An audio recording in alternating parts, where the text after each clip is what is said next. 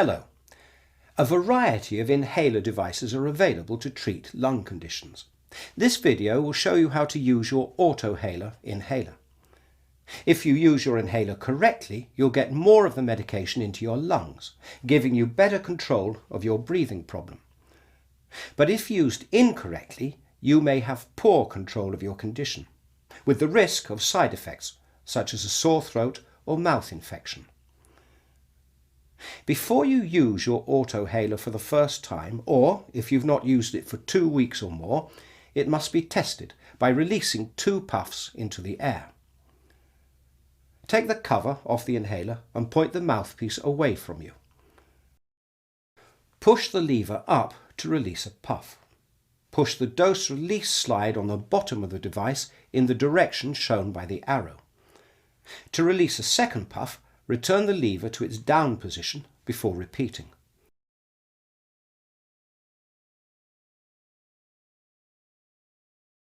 Once finished, return the lever to its down position until you're ready to take your medicine. You should always sit upright or stand up when using your Autohaler inhaler. Remove the cover of the inhaler by pulling down the lip at the back. Hold the inhaler upright and with one hand push the lever upwards. When you're ready, breathe out gently as far as you comfortably can, but not into the mouthpiece. Place the mouthpiece into your mouth and between your teeth, but don't bite down on it. Close your lips around the mouthpiece to form a tight seal, and tilt your head back slightly. Make sure that your fingers are not blocking the air vent on the bottom of the inhaler. Now breathe in slowly and deeply. You'll hear a click and feel a puff of medication, but you must continue breathing in. Remove the inhaler from your mouth while holding your breath for up to 10 seconds or for as long as is comfortable for you. Now breathe out slowly before lowering the lever. If your doctor has told you to take 2 puffs of your inhaler, repeat the whole sequence again.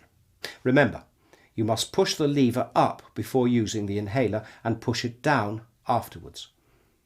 Once you're finished, replace the mouthpiece cover and store in a dry place.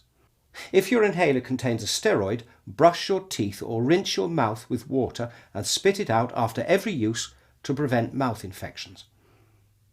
Ask your pharmacist if you're unsure whether your inhaler contains a steroid.